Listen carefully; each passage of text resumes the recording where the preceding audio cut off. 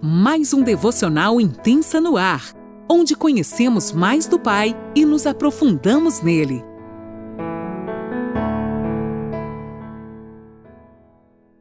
Bom dia, mulheres! Mais uma terça-feira se inicia e eu, Laninola, falo de Criciúma, Santa Catarina. Que honra para mim estar aqui com você, aprendendo um pouquinho sobre o Evangelho de Mateus, e o Espírito Santo é aquele que está ali coladinho conosco, nos ensinando, nos alertando. Embora todas as manhãs nós paremos e ouvimos a Ele e somos guiadas por Ele, eu creio que Ele quer sim nos trazer para mais perto, mergulhar ainda mais profundo e sermos ainda mais esticadas para que Ele possa colocar dentro de nós tudo aquilo que Ele tem nos ensinado de maneira eficaz. Amém? Para que nada se perca. Você é minha convidada de honra para estar aqui comigo. Pegue sua caneta, seu caderninho, você que pode, e vamos lá aprender mais um pouquinho desse evangelho tão precioso. Ainda no capítulo 16 de Mateus, hoje a partir do versículo 21, eu quero ler hoje na linguagem A Mensagem, que vocês sabem que eu sou apaixonada por essa linguagem. Ela me fala muito ao meu coração. E eu espero que fale de vocês também. Vamos ler junto. Você pode estar lendo na versão que você melhor compreende, na versão que mais se torna fácil para você degustar esse banquete. Amém? Então vamos lá.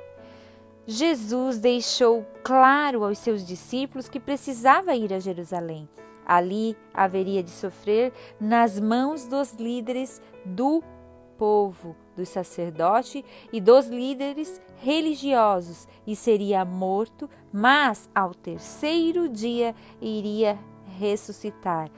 Pedro assegurou-lhe o braço, protestando impossível. Mestre, não pode ser. Eu já imagino meio Pedro, né? Jesus, porém, ficou firme. Pedro, saia do meu caminho, fora Satanás. Você não tem ideia de como Deus trabalha.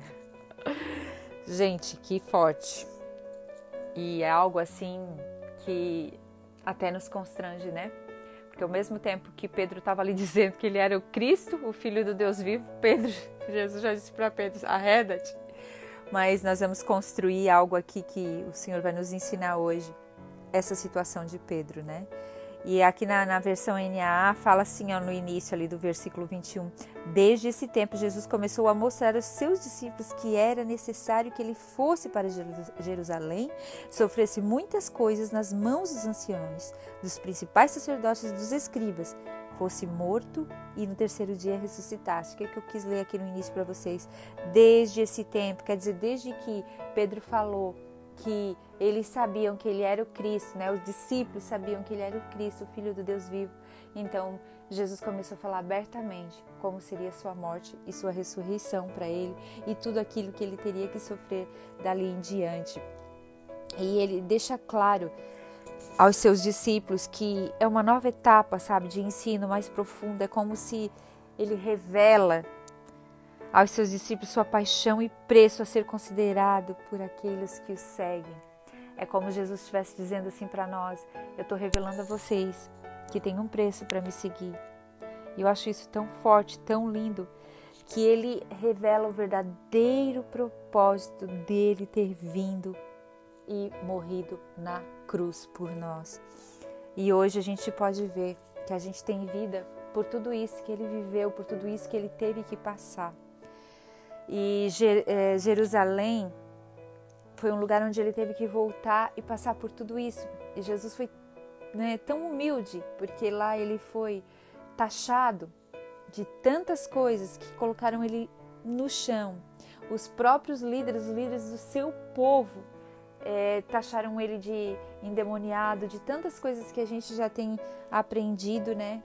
E Jesus, mesmo assim, se posicionou no lugar que o Pai tinha colocado ele e viveu tudo aquilo que ele tinha que viver. E é tão dolorido porque ele voltou para Jerusalém, né? E foi lá onde ele sofreu o que mais tinha que sofrer. Gente, isso até me constrange, porque é como se Jesus, Jesus tomou o nosso lugar e levou sobre ele todas as nossas enfermidades, e hoje nós temos vida, porque ele nos deu vida, né? E ele, passando por tudo aquilo, eu consigo entender um pouquinho Pedro, porque vocês pensam, pode perceber quando a gente está com os nossos amigos, muitas vezes o amigo, ele acaba não querendo que a gente sofra, e muitas vezes acaba indo em risco até o nosso caráter. Não, você não pode fazer isso, tal coisa, porque o amigo não quer que tu sofra. Mas tem sofrimentos que são necessários, e nós não podemos negociar esses para não sofrer, a fazer como Jesus fez, sabe? Não podemos negociar isso. Se é necessário que a gente sofra tal coisa, a gente vai sofrer, mas o nosso caráter e aquilo que o Senhor mandou nós fazermos, nós vamos fazer. Independente se tem um amigo perto e diga, não faça, Deus o livre, porque eu vejo Pedro dizendo assim, Senhor, não, tu és o Filho do Deus vivo, como que tu vai passar por toda essa humilhação? Não, nós não vamos deixar que isso aconteça, nós estamos aqui do teu lado. Enquanto que, em contrapartida, Jesus está dizendo, não, queridos, eu vou sofrer isso, é necessário que eu sofra. Parece que eu vejo como se Jesus está dizendo assim para nós, filhas, tem coisas que vocês vão ter que passar porque são necessárias para o seu sofrimento, para o seu aperfeiçoamento, para o seu crescimento e para que se cumpra o propósito do Pai na tua vida, assim como cumpriu na vida de Jesus. Eu vejo como se Jesus dizendo assim, a minha vocação era essa, foi para isso que Deus mandou eu fazer. E ele simplesmente não deu ouvidos a Pedro. E ele faz essa comparação, a reda de Satanás. Jesus não estava dizendo, você é Satanás, Pedro, não. Mas vocês lembram lá, quando Jesus foi tentado no deserto, ele compara aquele mesmo processo de Satanás tentando ele, como agora, Satanás usando Pedro para tentar Jesus novamente, dizendo, não, tu não pode, tu não vai se humilhar, e faz isso e faz aquilo, afinal tu é o Deus vivo, tu não pode passar por isso. E então Jesus repreende a Pedro, arreda-te de mim, Satanás. Entendam uma coisa, Jesus não excluiu Pedro, Jesus simplesmente repreendeu aquilo que ele estava dizendo, porque Jesus tinha um propósito na vida de Pedro e ele usou muito e muito a vida de Pedro. Muitas vezes nós e também os nossos amigos somos tentados a querer passar a mão e dizer, não precisa você sofrer isso, não, olha, não fala assim, afinal de contas não é bem assim a verdade, você não precisa se humilhar. Não, gente, não abra mão do seu caráter. Não abra mão, porque vocês lembram, o mesmo Pedro que acabara de ser declarado bem-aventurado por Jesus, porque ele confessou que ele era Cristo, o Filho do Deus vivo, uma fé tão maravilhosa e tão cristalina. Jesus reprova ele naquele momento, porque ele quis, como diria minha mãe, tapar o sol com a peneira. Então, quando você vê a gente querendo, como é que eu vou dizer assim, passando um paninho quente na situação, entenda, tem coisas que a gente vai, é necessário que você passe por essa tribulação. Lembre-se sempre, Jesus, ele não repreendeu a Pedro, ele não excluiu, a Pedro, ele simplesmente repreendeu, porque Pedro era o apóstolo e nele Jesus continuou investindo por muito tempo. Então Jesus investe em mim, em você até hoje. E tem muito ainda que Deus vai fazer até completar a boa obra na nossa vida. Agora, a nossa posição diante das circunstâncias, diante de tudo, a revelação do caráter de Jesus em nós é o cumprimento. É ali que nós vamos ver o cumprimento do seu propósito sobre a nossa vida. Então, a minha oração hoje é que nós não sejamos como Pedro naquela situação, naquele momento. Quando a gente vê algo acontecendo, até conosco mesmo, sabe? Às vezes a gente tem visto alguma coisa acontecer. Não, mas não é bem assim. Sabe quando a gente quer mentir para nós mesmos? Dizendo que não é bem assim? Mas, gente, para e ouça o Espírito Santo.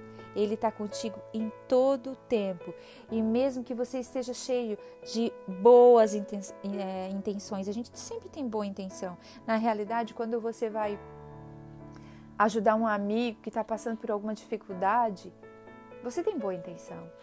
Por exemplo, vou dar um exemplo claro para vocês. Meu pastor sempre fala isso. Se um de nós tivesse aparecido na época do filho pródigo, entregue para ele uma cesta básica, nós estaríamos com uma boa intenção, dando comida para ele. Mas era o correto a fazer? Não era. Não era para aquele tempo. Não era isso que o filho pródigo precisava. O filho pródigo precisava voltar para a casa do pai. Então entenda o cumprimento daquilo que Deus está mandando você fazer e mantenha seu caráter limpo, seu caráter cristalino. E perceba, não deixa Satanás te guiar, mas sim o Espírito Santo de Deus. Deus te abençoe, querida, e que essa palavra te dê muitos frutos, porque antes de pegar em você, já pegou em mim e eu já fui muito trabalhada. Amém? Glória a Deus. Deus te abençoe.